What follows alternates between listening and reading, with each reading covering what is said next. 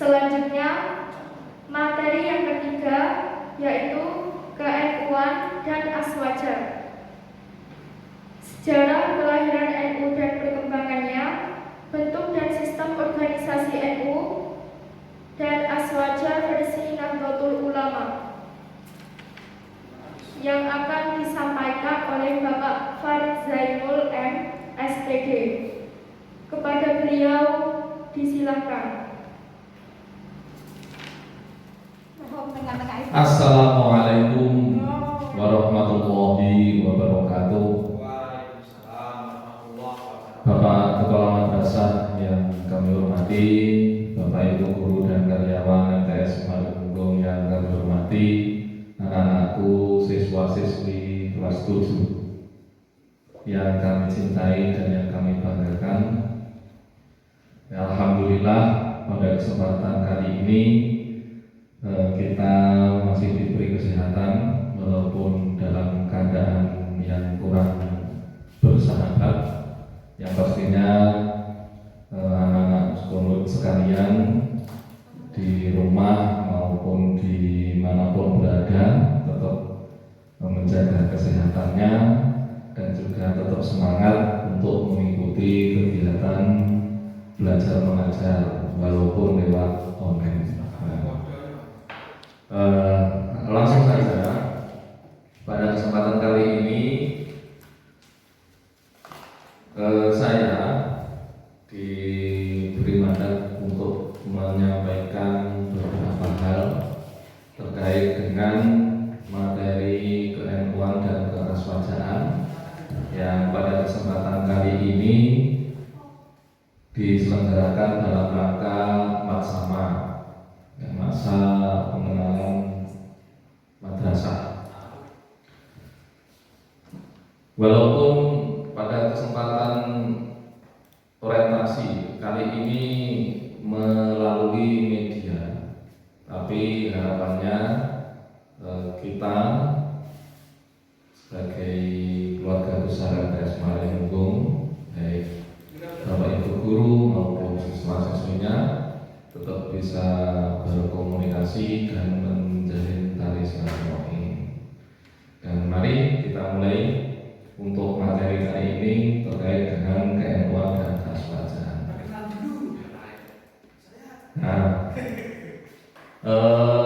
yang pastinya anak-anak sekalian sudah tahu ataupun sudah pernah mendengar atau bahkan sudah pernah mengikuti kegiatan apa itu namanya NU ataupun Nahdlatul Ulama. Yang pastinya semuanya sudah tahu ya, sudah minimal sudah mendengar lah NU. Apalagi sekarang sudah booming yang namanya Habsi ataupun Banjari ataupun Qosidah tahun 26 lahir NU. Nah, yang maksudnya sudah tidak asing lagi. Nah, sajane NU itu apa sih? NU itu opo? Panganan opo? Makhluk apa? Atau jenis apa? Nah, itu yang paling tidak mungkin karena keterbatasan waktu ini nanti saya jelaskan secara singkat saja. Nanti yang lebih jelasnya mungkin ketika nanti sudah ada kesempatan tatap muka kita bisa mendalami lagi. Jadi anak-anak sekalian, Nahdlatul Ulama ataupun NU itu adalah salah satu organisasi terbesar yang ada di negara kita, yang ada di Indonesia, organisasi masyarakat dan organisasi keagamaan terbesar. Nah, NU sendiri itu yang pasti ada yang tahu kira-kira lahirnya kapan, munculnya kapan kira-kira. Nah, NU itu berdiri pada tahun 1926, tepatnya pada bulan Januari, tanggal 31. Nah, jadi 31 Januari 1926. Berarti berapa tahun sampai sekarang? Nah, silakan dihitung sendiri. Berarti NU itu lahir pada masa penjajahan Belanda. Nah, secara otomatis lahirnya NU itu berperan sangat besar sekali pada masa-masa penjajahan dan masa-masa kemerdekaan negara kita Republik Indonesia. Nah, itu NU. Nah, kenapa anak-anak sekalian harus tahu dan juga harus mengetahui dan mempelajari tentang keaswajaan? Yaitu wajib. Yang pertama, karena anak-anak sekalian belajar di lembaganya Nahdlatul Ulama, di MTS Ma'arif Munggung. Kalau anak-anak sekalian mungkin belajarnya di SMP atau mungkin di MTS yang lain yang tidak berada di bawah namanya Nahdlatul Ulama, ya otomatis tidak akan mempelajari ataupun tidak ada pembelajaran terkait dengan NU. Dan itu wajib. Semuanya harus wajib. Karena apa? Karena NU itu bergerak di bidang pendidikan yang mana di situ menyelamatkan akidah yang berpaham Ahlus Sunnah wal Jamaah. Apa nek kuwi? Ciri-cirinya gini, sing gampang dan sering kita ketahui dan kita alami setiap harinya. Yang pastinya anak-anak sekalian sudah tahu biasanya nek omah enek genturenan, biasanya nek omah enek tahlilan, yasinan, lek ora ngono biasanya ngirim bae ning kuburan. Ngirim apa? Ngirim doa. Mosok arep ngirim kopi atau rokok kan juga mungkin. Dari ngirim doa, ngresiki kuburan, geren. Biasanya kalau bapak ibu yang bisa sebelum puasa atau mungkin sebelum lebaran biasanya diajak ke makam, entah itu makam baik, entah itu makam ziarah wali, ziarah makam. Nah itu salah satu adalah ciri-cirinya ibadah amaliyahnya Nahdlatul Ulama. Itu yang simpel, yang sering kita ketahui, yang sering kita alami setiap harinya. Jadi enak uang kok mengadakan kegiatan yasinan, tahlilan, gendurenan, ziarah makam, itu berarti orang Ahlus Sunnah wal Jamaah. Nah, kemudian sebenarnya NU itu selain bergerak di bidang ibadah amaliyah itu juga macam-macam.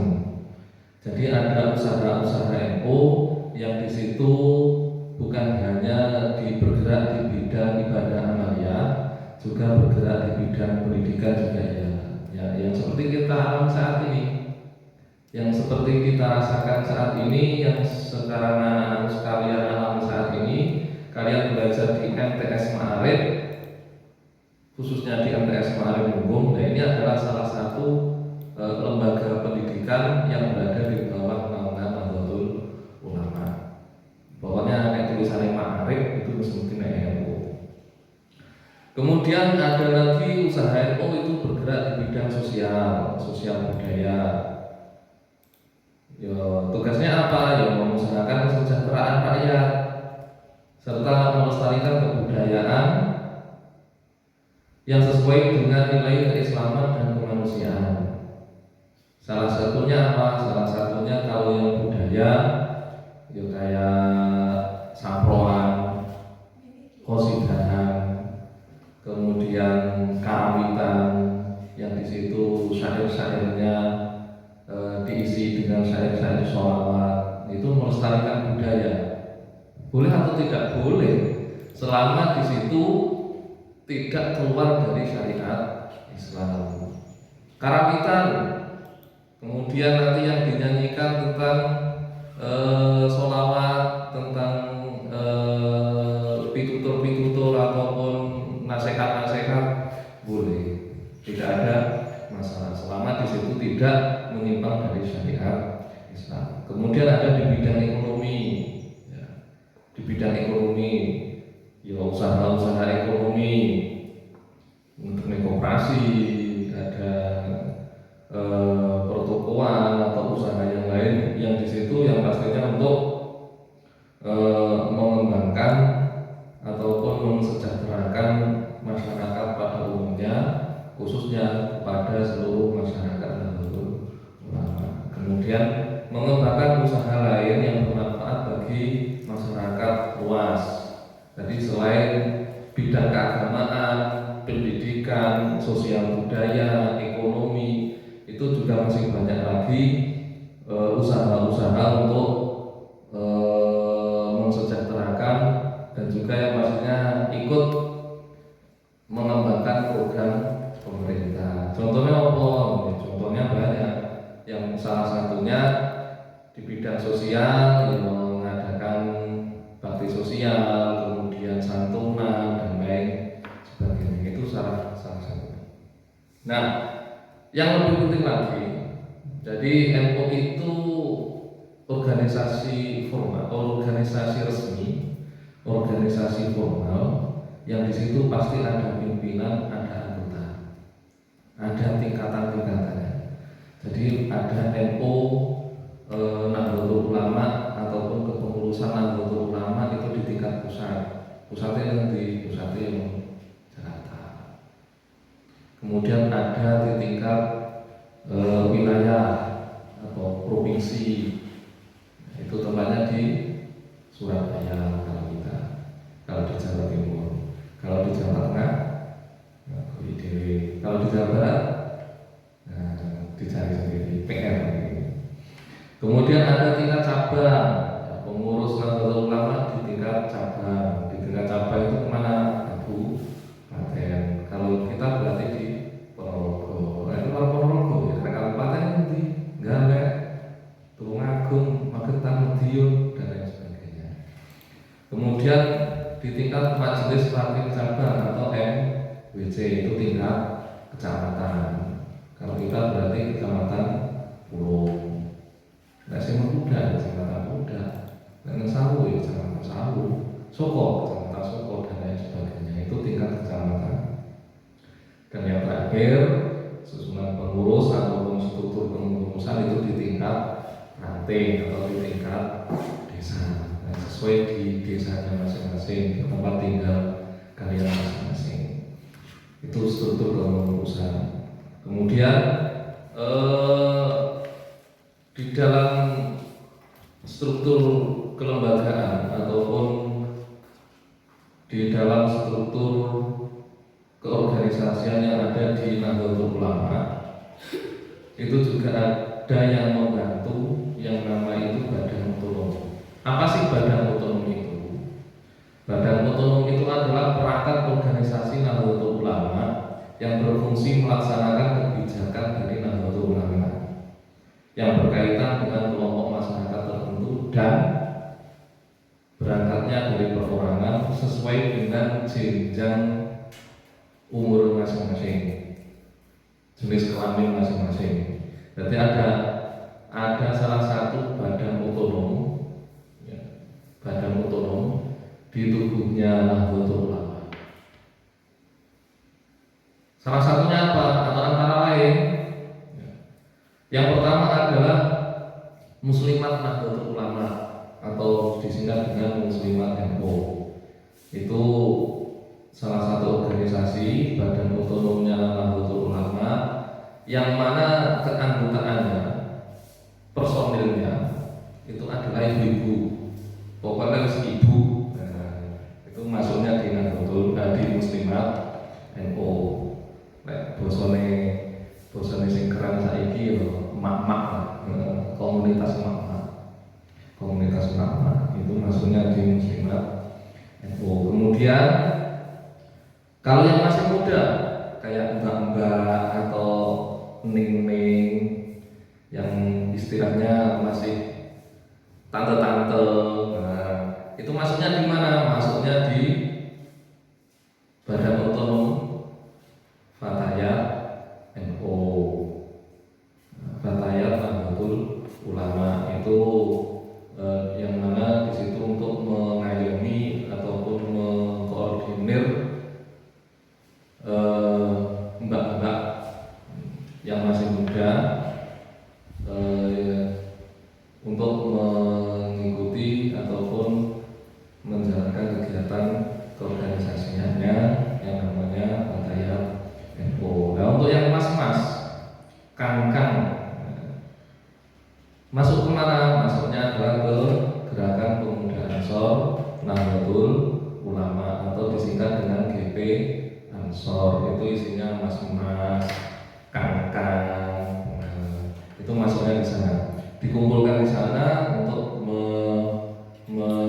mengikuti ataupun melaksanakan ataupun yang menjalankan organisasi yang namanya Gerakan Pemuda Ansor.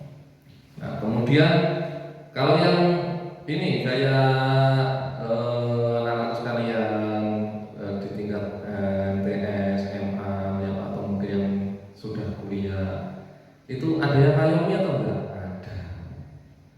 Yang ngayomi adalah kalau putra itu namanya IPENU, Ikatan Pelajar Nahdlatul Ulama. Itu isine tole-tole. Kalau yang putri itu namanya Ikatan Pelajar Putri Nahdlatul Ulama atau disingkat dengan IPPNU. Isinya siapa? Isinya senduk-senduk. Jadi kakang senduknya NU itu namanya IPENU dan IPPNU. Kalau yang sudah menginjak dewasa, mungkin yang seumuran yang mahasiswa ada yang ngayomi, ada. Itu namanya adalah PMII, Pergerakan Mahasiswa Islam Indonesia. Nanti dikumpulkan di sana untuk menggerakkan mahasiswa. Kemudian ada lagi yaitu mahasiswa ahli thariqah Al-Mutabbarah An-Nabiyah atau disingkat dengan Matan. Nah, itu nanti lebih spiritualis. Itu adalah badan otonom ataupun organisasi yang berbasis usia ataupun kelompok masyarakat. Nah, selain badan otonom yang berbasis usia ataupun kelompok masyarakat tadi, ada lagi badan otonomnya Nahdlatul Ulama yang bergerak di bidang profesi. Jadi kalau tadi itu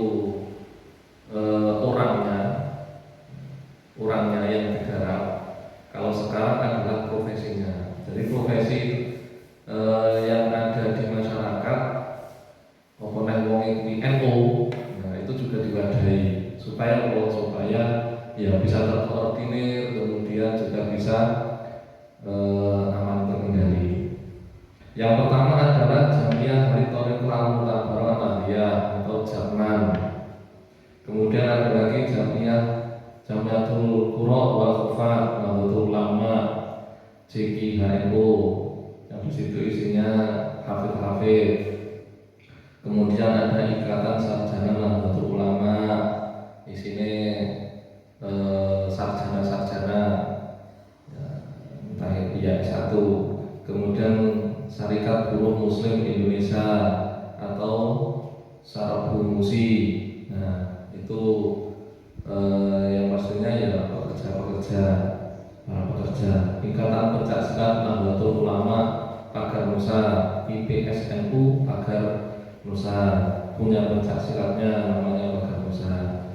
Kemudian Persatuan Guru Nahdlatul Ulama, itu guru-guru, semua guru yang berada di bawah naungan Nahdlatul Ulama itu terkumpul dalam Pergunu. Serikat Nelayan Nahdlatul Ulama, ini para nelayan-nelayan. Ikatan Seni Hadroh Indonesia atau ISHARI. Ya, mungkin dari anak-anak sekalian ada yang senang hadroan, sholawatan dan lain sebagainya, nanti bisa masuk ke sana. Kemudian ada Ansor Cyber Nahdlatul Ulama atau ABCNU. Itu istilahnya pasukan udara, cyber pasukan udaranya Nahdlatul Ulama. Nah, itu sekilas ataupun sedikit gambaran tentang Nahdlatul Ulama. Nah, kemudian kenapa kita harus mengetahui itu? Ya karena kita orang NU. Kita harus tahu apa yang ada di NU. Kemudian kenapa kok anak-anakku sekalian harus tahu itu? Karena anak-anakku sekalian adalah penerus generasi bangsa yang belajar di bawah naungan Nahdlatul Ulama. Di mana? Di MTS Menarik Munggu. Makanya harus mengerti dan harus tahu apa itu tentang Nahdlatul Ulama untuk melanjutkan estafet dan juga untuk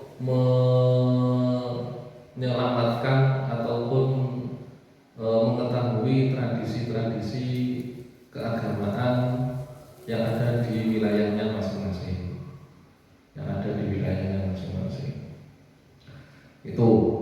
Nah, sebelum ini nanti diakhiri, ya, secara garis besarnya seperti itu, karena keterbatasan waktu, ini saya kasih PR, silakan nanti dilaksanakan dan bisa dikumpulkan. Yang pertama adalah silahkan mencari ataupun mengumpulkan data, bukan data, mencari pengurus NU di wilayahnya masing-masing.